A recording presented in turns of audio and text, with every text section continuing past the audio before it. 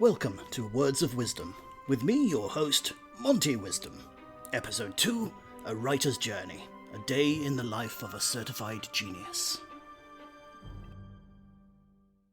Samantha dear, I had a phone call from Josh late last night to ask if that first essay was absolutely necessary, and that he would likely get some heat from the higher-ups of the agency once they saw it. He didn't go into the finer details of their quibble, he just said, you know why they'd be unhappy. And bless him, I think I do. I only wrote a couple of thousand words. If this series of essays is to gain any significant traction, they really should go into more detail. Josh's final words were, please make the next one less controversial. Maybe take us through your writing day or something. So that is what I shall do. Samantha, I got that printout you left me, the copy of my scheduled events for this year. That'll be useful, but I really needed last year's calendar, and no, there's no point in you trying to show me how to pull it up on that screen thing you insisted I need. It didn't sink in last time, and it won't sink in the next. I'm a writer, dear, not an information technology highway web person. Now, this next essay is going to be about me, how I spend my time in a typical day, week, and a month. A list of professional engagements will add colour, but I suppose I can use this year's sheet instead. Now, I know you thought you were helping, but I keep telling you that I don't need an assistant who thinks, or who thinks they can think. It's not your forte, dear, and you always end up with a headache when you try. Well, on to the essay, which I think I shall call A Writer's Journey, a day in the life of a certified genius. I mean, I have it on good authority from someone who really should know that I was once considered for the MacArthur Genius Grant, so it's not grandiose if somebody else has suggested it. And while I haven't yet received the accolade, Josh has on many occasions said he thinks I deserve to be certified. And yes, I know the opinion of an agent scarcely holds water, but it's always nice to receive validation, even from lesser intellects. Now, I'm what you would describe as a writer. That is, writing is my full-time occupation. I do sometimes present at festivals and other celebrations, and I'm frequently called upon to talk at after-dinner luncheons and the like, but those are all because I am a writer of no small repute. I mention this only because being a writer is a full-time occupation. I am dimly aware that there are those who consider themselves novelists, but who otherwise engage in additional forms of employment in order to pay the bills. This is a cowardly act that should not be encouraged. It's true that making the decision to become a writer, as I said, one who writes full-time, can, in the first instance, cause a great deal of pain. But what is a writer without pain? Pain is how we write. Pain is what we write with. You wouldn't ask Rembrandt to give up his brushes. Why? Because brushes are his tool. Pain is merely the brush on which we load the pigment of our imaginations before sweeping it majestically across the canvases in the creation of our life's work. Samantha, highlight this section for me once you've typed it up, dear. There's something to be done with pain and paint, but I'm currently in the zone and will need to revisit it. So no, the word writer implies full-time. Those that write after returning home from employment or other undertakings are at best apprentices in the world of literature. At worst, they are mere dabblers, and to dabble is possibly the worst thing one can do. Commit, by George, commit. So, with that out of the way, my day. I'm usually late to bed, but that doesn't prevent me from gaining an early start. I'm up and showered by 8 a.m. and downstairs by 8:15. The early bird, as they say. If my assistant hasn't yet put in an appearance, I'll make myself some toast, or perhaps a bowl of honey-sweetened oatmeal and an instant coffee. If she's here before I reach the kitchen, she knows to prepare a full English breakfast with all the works, and to make a cup of proper coffee. Of course, I insist on only the best coffee supplies. My coffee machine costs thousands, so it makes sense to only use premium beans. It's a complicated machine, and it took Samantha hours to work out how to use it. Even now she only knows one setting, but I'm a simple man with simple tastes, and that one setting serves me. I'm not at all frustrated that this ridiculously expensive contraption could be making me more elegant beverages. Why would I? Breakfast is finished by 8:45, and I'll generally spend the next 30 minutes working through the mail with Samantha. The postal worker doesn't arrive until sometime between 11 and noon, so we always go through the previous day's post. I enjoy the routine, and it gives Samantha an opportunity to weed out anything I don't need to see, such as unpaid invitations to speak at charity events, postcards from family members and friends who are on overseas jaunts, or anything financial, which is always forwarded to my accountant, Stefan. At 9:15, it's time for a cheeky top-up coffee, and then into the office for 9:30. Samantha has her own office, so she doesn't encroach on mine. From 9:30 until the end of her working day, the kitchen becomes her office. This works out well, as it means that the coffee maker is close at hand for her whenever I need a refill, and the Kenko Instant is just as close if she ever feels the need to boil a kettle for a coffee of her own. We don't tell the taxman about this added benefit of hers. Aren't we daring? A note to my American readers and listeners. In England, we use dedicated devices called kettles to boil water for coffee or tea. You can look them up on the information superhighway if you need more context. When I had the kitchen revamped last year, I briefly toyed with the idea of installing one of those taps, faucets in America, but I'm not going to translate everything for you, that produce boiling water immediately and automatically. Samantha came with me to the showroom. I felt it was important for her to have a little input into her office space, but she physically recoiled when the shop boy demonstrated the 100-degree water, 212 in America, coming out of the tap. And honestly, a kettle was good enough for Grandmama, so I saw no reason to install an expensive boiling water tap when the only person to use it would be my assistant, who I already pay. Now, the non-writers among you will probably conclude that my writing day doesn't begin until 9:30 a.m. This could not be further from the truth. A writer is constantly writing. A writer's mind is forever contemplating that which will find its way into the next book, or the next, or the next. From his very waking moment, a writer is formulating ideas, dismissing others, and wrangling thought processes. He is developing characters, considering scenes and conflict. This is why I insist that a writer can only work on his work full-time. By the time a writer sits at his desk, his book will be already written. All that remains is the words. Or her.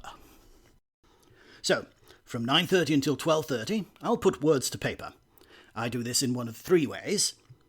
Longhand in premium quality notebooks using one of my 7 favourite fountain pens, which Samantha will type up later in the day.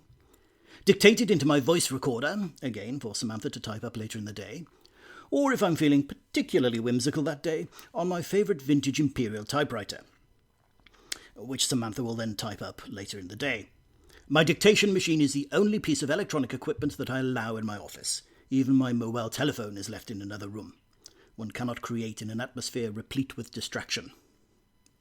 12:30, I'll wander into my assistant's office, where she will have prepared and laid out my lunch on the kitchen table. A meat and potato pie from a local vendor, alongside a glass of ginger beer, perhaps. Or a bacon sandwich with meat sourced from the local farm shop, with a chilled glass of freshly made lemonade. Or perhaps some simple sage and parmesan crackers, with a jolly little pork liver pâté and an Earl Grey to accompany it. Samantha takes her lunch at the same time, usually a sandwich brought from home, and we'll eat it on the veranda, or if it's raining, in her car. After lunch, I perform my ablutions and repair to my office, where I sit for the rest of the afternoon. Unlike many authors, I do not hold with a formal daily word count target. I would much rather my writing remain true than attempt to reach performative goals. This is why some days I might fill 26 pages in my notebook, yet others find me scarcely scratching out a sentence, but oh, what a sentence that will prove to be. My best work is often to be found on such days, and I know Samantha is a fan. She lives for the one-sentence days, and assures me it is nothing to do with having fewer words to type up. At 5:30 on the dot, Samantha swoops in to collect the worlds I have created, and to inform me if there was anything in the post or the day's email that really cannot wait until tomorrow. A paid engagement, perhaps, or a few words of praise from a peer about my latest work. Sometimes it'll be a request to read someone else's book and provide a few words of my own for the cover. Those are always discarded unread.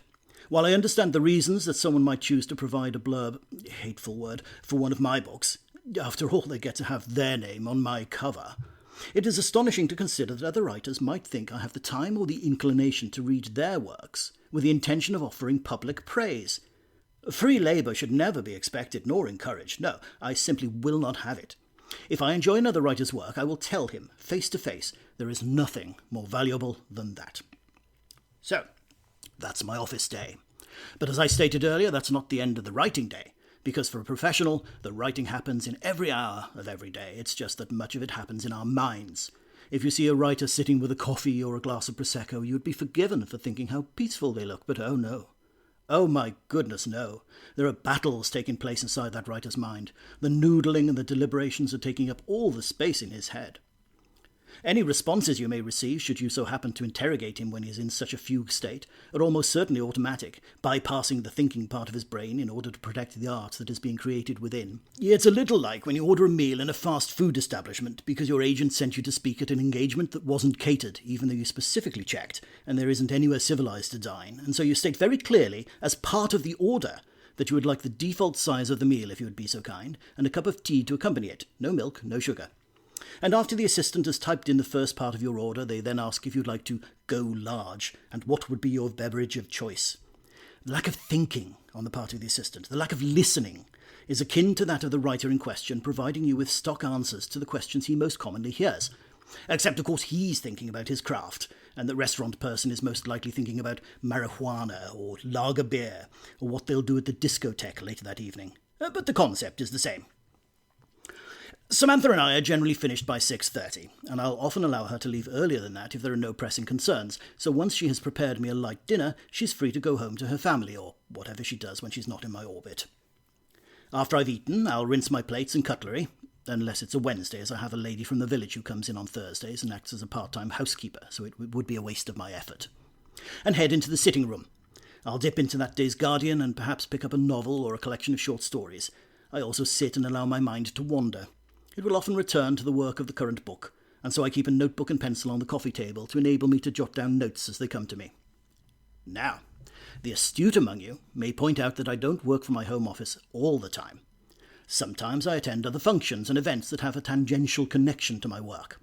I'm often required to speak at festivals and charity events, and no, I do not speak for free at any of these. Do you think the chairman of the National Literacy Trust would agree to work without recompense? Then why should I? The reason so many people are attending the event. And yes, the average CEO salary at the larger charities is less than $200,000 a year, but the principle stands. Even these selfless individuals would not work for free, so it is obscene to think that a writer should. I will sometimes attend award ceremonies gratis if I am nominated for a major prize, but even then I expect my room and travel to be covered. After all, if I win, they're getting an acceptance speech out of me for zero cost that they can quote from on their marketing literature. And if I don't win, I've taken valuable time out of my schedule for nothing. A note on public speaking at after-dinner do's, festivals, literary conferences and the like. Some authors consider the fees that they get for such appearances to be an essential part of their income. Not me. Book money is the only income that counts. I earn low six figures each year for imparting my wisdom to crowds of random people I will never see again. And that's all well and good, but it never feels as validating as the cashing of the old royalty check. And for years my agency has tried to sell me on the virtues of electronic banking. But I am a simple creature who likes the simple things in life, and for me there's nothing to beat the feeling of opening up an envelope from your representatives and pulling out a cheque. Yes, it takes effort to bank it, but Samantha goes mostly in that direction some days anyway, and while electronic banking might see the funds hit my account a week or so earlier, cheques are the one indulgence I simply couldn't bear to see disappear. Now, I do have a number of rather amusing tales to divulge about some of my experiences at festivals and at some of the awards dinners I've attended, and I'm rather tempted to write those up for a future essay. Some of them are jolly fun, but some are genuinely traumatizing.